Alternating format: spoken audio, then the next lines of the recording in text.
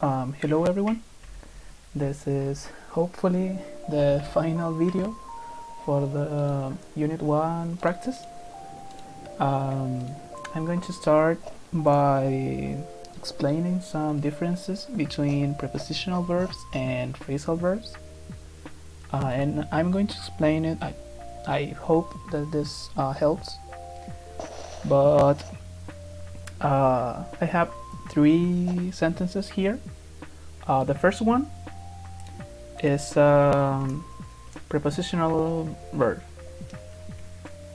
Okay. These 2 are phrasal verbs. These 2, this one and this one. Now, what's the difference between prepositional verbs and phrasal verbs? Well, the difference is that this combination of verb and preposition, they can't be separated. For example, I can't say 12 insanely dangerous inmates escaped jail from. I can separate these 2 elements, okay? Whereas if you look at the phrasal verbs, I can have 2 versions. You can look up. This is my phrasal verb. Okay, you can look up some information in your computers. Okay, I here have a phrasal verb. Why is a phrasal verb? Because these two elements can be separated. Okay, I can say you can look some information. I'm sorry. I can look some information up. You can look some information up in your computers. Okay, this particle, this preposition can be separated from the verb. And that's how you recognize a phrasal verb from a prepositional verb. Okay, if you look for prepositional verbs and in Google, for example, you will be shown many examples. The lists of the prepositional verbs, they always it's like the verb belongs with one preposition. Okay, they belong together. That's one way of explaining it. Okay, now to the diagrams. As for prepositional verbs, it's quite easy, but I wanted to add some more modifiers. So we have 12 insanely dangerous inmates escaped from jail. Okay, diagram, and we are going to see some some changes. Now, what is the subject of the sentence? We have 12 insanely dangerous inmates. Inmates seems to be the head of the noun phrase. Okay, so that's our subject, inmates. I'm going to add another one because we're going to need the space. Always try to work with more space. Don't cram everything up. Okay, so we have 12. That's determiner. So we're going to place it right below inmates, and now we have these two elements. Here we have an adjective phrase, and more precisely an adjective that is being modified by an adverb. Insanely dangerous. Insanely is not talking about inmates. It's not modifying inmates. It's modifying dangers. Okay, so just because of the order of these two words, we're going to place dangerous here, and we're going to do this. Insanely goes below dangerous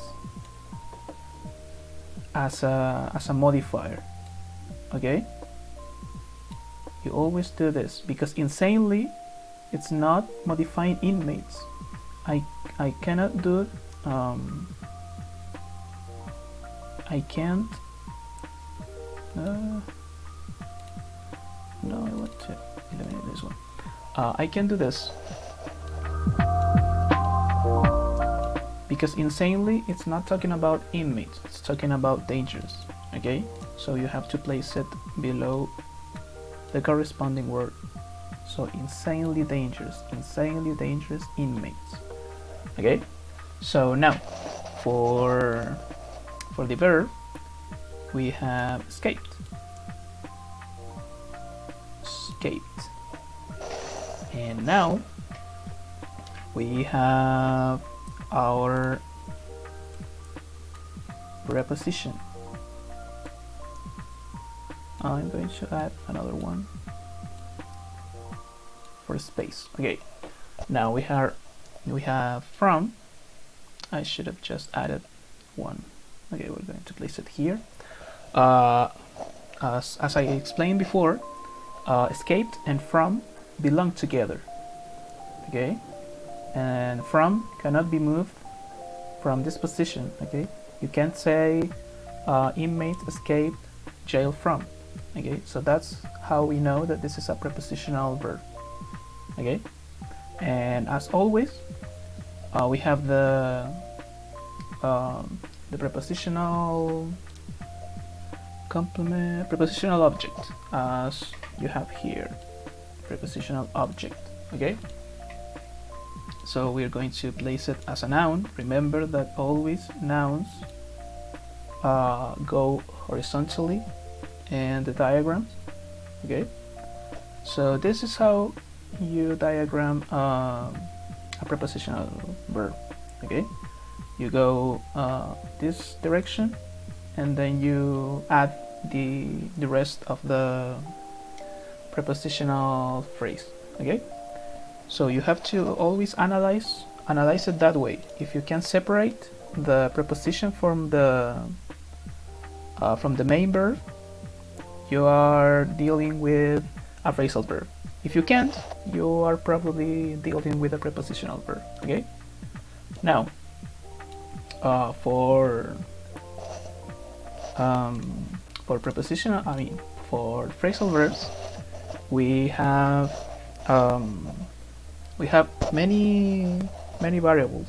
Okay, we have this, the fact that you can separate them, and we also have the fact that phrasal verbs can be transitive or intransitive.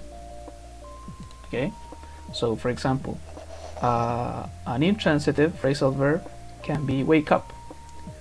Okay, so the very tired grandma woke up at 9 a.m. Let's just say 9 a.m. Okay, now we're going to diagram it. We're also going to do the same now with the subject, the head of the noun phrase, grandma. That's going to be our subject. The determiner. Remember, the determiners go below. And now we have the same situation. We have very and tired. Very is not talking about grandma. It is modifying tired. Okay, you will see that this type of words, which are participle, they are diagrammed in a different way, but for now we are going to use this type of line. Okay, the same as the modifiers. And now very is talking about tired, it's modifying tired, very tired. So we're going to do the same as insanely dangerous. We're going to place it below, just like this. Okay, so we have our subject. Now we have our transitive verb, woke up. Okay, I'm going to place woke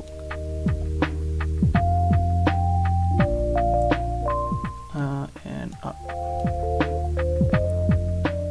Woke up.